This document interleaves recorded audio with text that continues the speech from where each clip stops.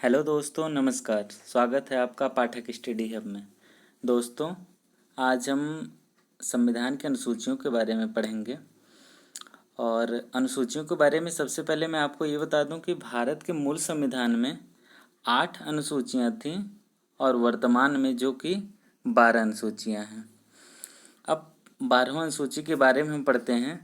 पहली अनुसूची है, पहली अनुसूची के बारे में राज्य एवं संघ राज्य क्षेत्र।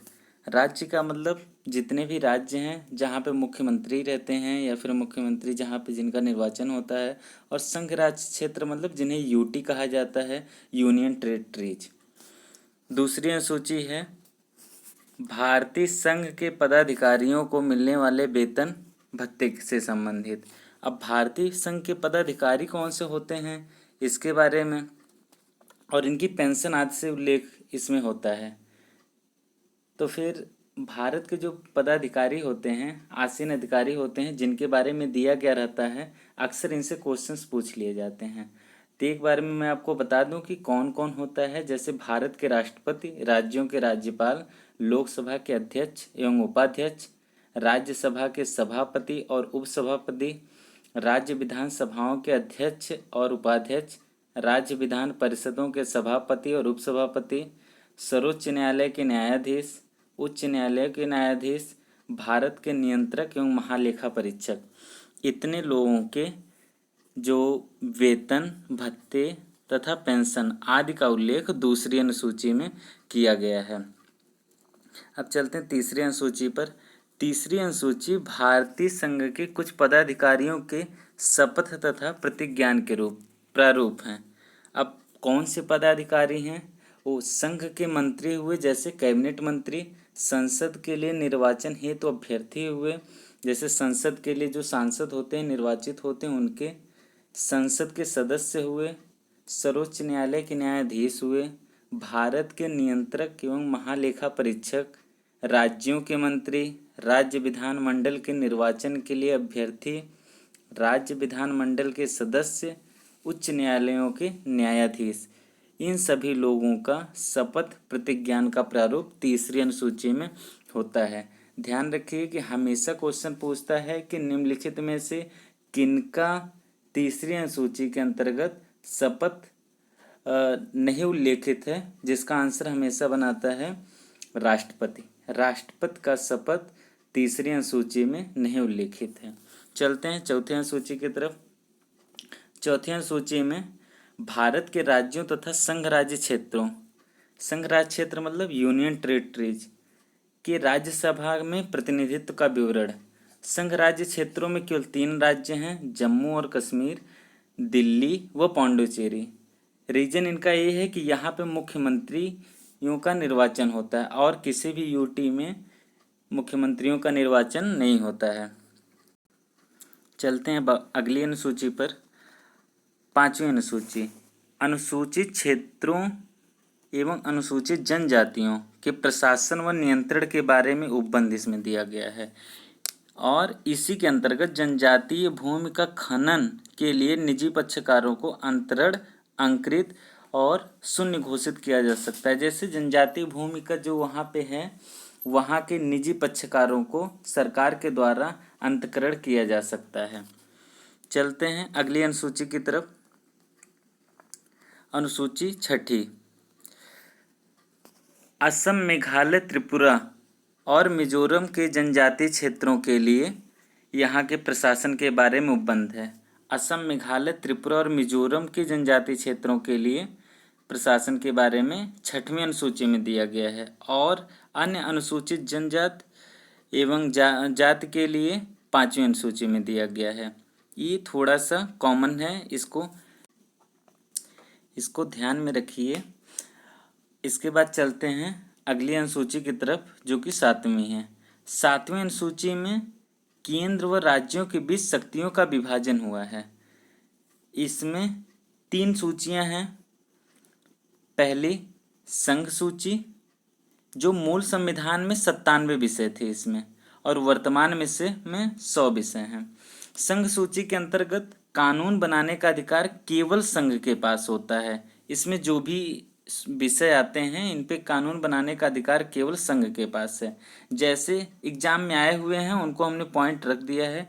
रेडियो एंड टेलीविज़न, शेयर बाजार, डाकघर, बचत बैंक, जनगणना, बैंकिंग, बीमा, रक्षा, रेलवे एवं निगम, ये चीज़ें संघ सूची के अंतर्गत आती हैं। ये प्रीवियस एग्जाम में आए हुए क्वेश्चंस हैं, इसलिए इनको रख दिया है। और भी हैं जो 100 विषय मूल रूप से हैं। अब अगली सूची है राज्य सूची। राज्य सूची के मूल संविधान में 66 विषय हैं और वर्तमान में 61 विषय हैं, जिस पर कानून बनाने का अधिकार राज्य को है। जैसे पुलिस, लोक स्वास्थ्य और स्वच्छता, प्रति व्यक्ति कर, गैस, कृषि, रेलवे पुलिस, कारागार, पंचायती राज एवं भूमि सुधार। कभी कभार रेलवे पुलिस में लोग कन्फ्यूजन होते हैं कि रेलवे तो सेंट्रल की है, फिर पुलिस राज्य की कैसे हो सकती है। जब रेलवे एज ए जीआरपी के तौर पे काम करती है तो वह राज्य सरकार के अंतर्गत आती है, लेकिन जब आरपीएफ के रूप में काम करती है, आरपीएफ तो सेंट्रल गवर्नमेंट के अंतर्गत आते हैं। अब चलते हैं अपने अगली सूची पर, जिस समवर्ती सूची। समवर्ती सूची में मूल संविधान में कुल 47 विषय थे, वर्तमान में 52 विषय हैं, जिस पर कानून बनाने का अधिकार संघ तथा राज्य दोनों को। समवर्ती मतलब बराबर का अधिकार राज्य का भी हो और केंद्र का भी हो। जैसे आर्थिक योजना, आपराधिक मामले, जनसंख्या नियंत्रण और परिवार नियोजन, शिक्षा, वन, दंड प्रक्रिया, विवाह विच्छेद जैसे तलाक एवं गोद लेना। ऐसे किसी भी चीज़ों पे, अगर ऐसे किसी भी विषयों पे यदि इन्हें बनाना हो कानून, तो इन्हें राज्य सरकार और केंद्र सरकार को दोनों को मिल करके साथ में कार्य करना पड़ेगा। चलते हैं अगली अनुसूची की तरफ, 8वीं अनुसूची। इसमें भारतीय संविधान द्वारा मान्यता प्राप्त 22 भाषाओं का उल्लेख है। मूल संविधान में 14 भाषाएं थी। जब संविधान बना तो उस समय 14 भाषाओं का वर्णन किया गया था, लेकिन वर्तमान में 22 भाषाएं हैं। पहली भाषा जोड़ी गई जिसे 15वीं भाषा कह सकते हैं, और ये 21वें संविधान संशोधन द्वारा 1967 में जोड़ी गई थी। फिर 3 भाषाएं एक साथ जोड़ी गई, कोंकणी, मणिपुरी और नेपाली। ये 71वें संविधान संशोधन द्वारा 1992 में जोड़े गए। फिर 4 भाषाएं उसके बाद जोड़ी गई, डोगरी, मैथिली, संथाली और बोडो। 92वें संविधान संशोधन द्वारा वर्ष 2003 में ये 4 भाषाएं जोड़ी गई। इनको हम ट्रिक से याद कर सकते हैं। जैसे सिंधी को, एक भाषा को 21वें संविधान संशोधन द्वारा जोड़ा गया, 3 भाषाओं को 71वें संविधान संशोधन द्वारा जोड़ा गया। अगर हम भाषाओं को जोड़ दें, 3 एक 4 भाषाएं, अगली वाली 4 भाषाएं जोड़ी गई, और 21वां संविधान संशोधन, 71वां संविधान संशोधन दोनों को जोड़ा जाए तो 92वां संविधान संशोधन 4 भाषाओं को जोड़ा गया। ऐसे हम याद कर सकते हैं। 2003 में 4 भाषाएं जोड़ी गई थी और ऐसे होकर के वो 22 भाषाएं मुख्य रूप से हो गई हैं। लेकिन एक बात ध्यान रखना है, नोट है, जो अंग्रेजी भाषा भारत की 22 भाषाओं में उल्लेखित नहीं है। तो अंग्रेजी भाषा 22 भाषाओं में उल्लेखित नहीं है भारत में। आगे 9वीं अनुसूची पे चलते हैं। 9वीं अनुसूची विशिष्ट अधिनियमों एवं विनियमों का सत्यापन है। 9वीं अनुसूची में ऐसे अधिनियम दिए गए हैं जिनका भूमि सुधार और जमींदारी प्रणाली के उन्मूलन एवं अन्य मामलों से संबंधित राज्य विधानमंडलों और संसद के अधिनियमों और विनियमों में 284 विषय हैं। 284 विषय को जो मूल अधिकार के उल्लंघन के आधार पर न्यायिक समीक्षा से बचाने के लिए इस अनुसूची को पहले संविधान संशोधन 1951 द्वारा जोड़ा गया, जिस पर किसी भी प्रकार की किसी भी न्यायालय में न्यायिक समीक्षा नहीं की जा सकती थी। लेकिन 24 अप्रैल 1973 को केशवा नंद भारती मामले में निर्णय सुनाते हुए सर्वोच्च न्यायालय ने नवी सूची में शामिल किए जाने वाले सभी अधिनियमों को आदि को न्यायिक समीक्षा के अंतर्गत ला दिया।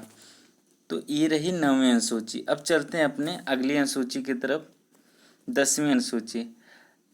10वीं अनुसूची में दल बदल के आधार पर संसद और विधानसभा के सदस्यों की निडरता के बारे में उपबंध है।